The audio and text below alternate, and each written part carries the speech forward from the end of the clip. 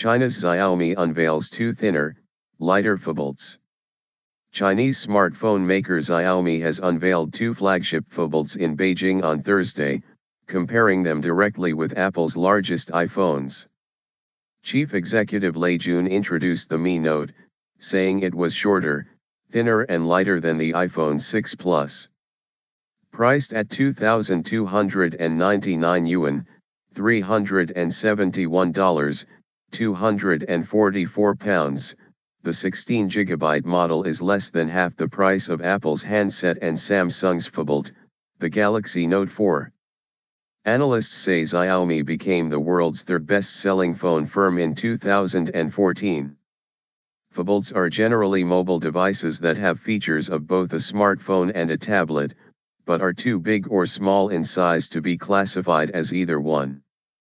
Xiaomi, which was only founded in 2010, announced that the Mi Note was 6.95 mm, 0.27 in, thick and weighed 161 grams, 5.7 ounces. That makes it 1.05 mm thinner than the iPhone 6 Plus and 11 grams lighter. Mi Note Pro. The flagship Mi Note Pro has a higher resolution display and a faster processor than the basic model. It also features a 13-megapixel (MP) rear camera, made by Sony, and a 4-MP front one. In addition, Xiaomi announced the higher-end Mi Note Pro, which will be released at a later date. This model has a higher resolution 2K display, 515 pixels per inch. A faster 64-bit Snapdragon processor and 4G chip, which is capable of 450 megabits per second, mbps, downloads. More RAM memory, 4GB. 4GB of built-in storage. It will sell for 3,299 yuan, $532, 350 pounds.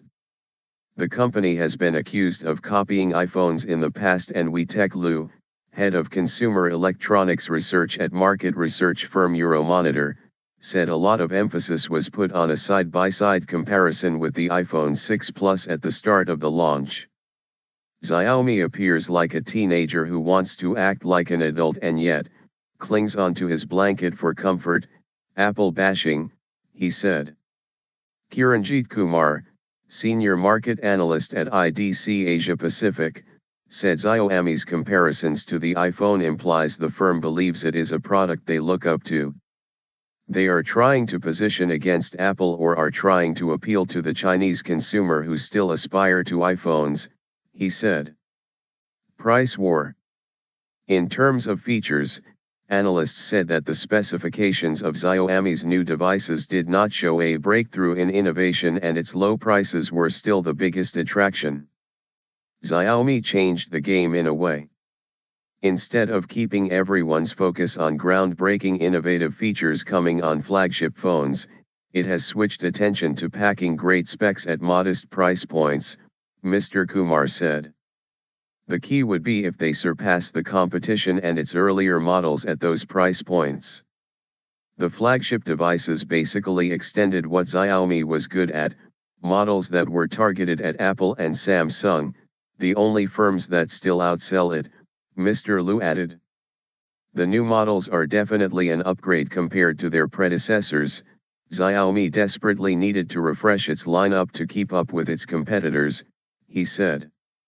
Line analysis, Celia Hatton, BBC News, Beijing.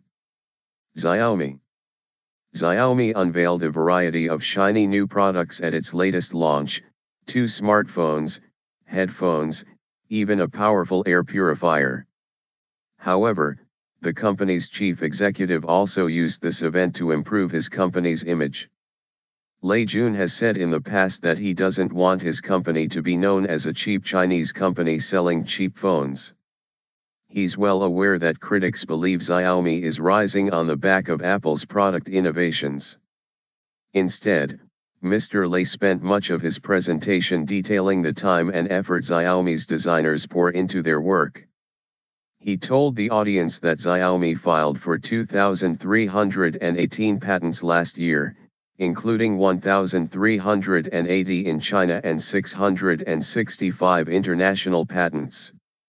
In 10 years, Mr. Lei promised, his company will be filing for tens of thousands of patents a year. Xiaomi is a world-leading innovator, Lei Jun says. However, until his phones and tablets begin to look significantly different than the ones that Apple is selling, questions will remain regarding Xiaomi's ability to function as a leader, not a follower. Line. Xiaomi's rise. The Beijing-based firm overtook global market leader Samsung last year to become the top-selling handset brand in the world's largest smartphone market, China. Just last month, Xiaomi was also dubbed the world's most valuable technology startup after it raised $1.1 billion, £708 million, in a funding round, giving it a valuation of $45 billion. That surpassed the $40 billion value of taxi booking app Uber. Xiaomi camera. Unlike some rivals, Xiaomi makes a virtue of the fact that other firms make the components it uses, including a camera by Sony and a screen by Sharp.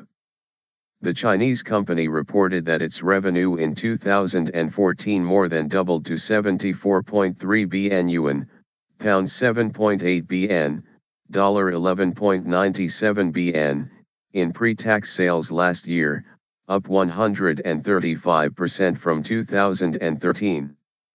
It sold more than 61 million phones in 2014, a rise of 227% from a year earlier. Its soaring sales come despite an intellectual property challenge faced in India last year, where sales were temporarily halted after Swedish firm Ericsson filed a patent complaint.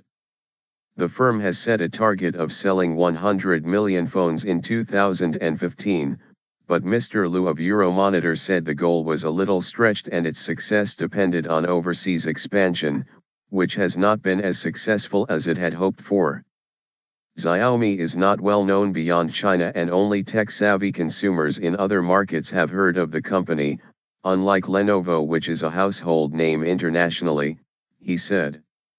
Despite its strong numbers, Xiaomi's phones are only available in select Asian countries outside mainland China, including Taiwan, Hong Kong, Singapore, Malaysia, the Philippines, India, and Indonesia.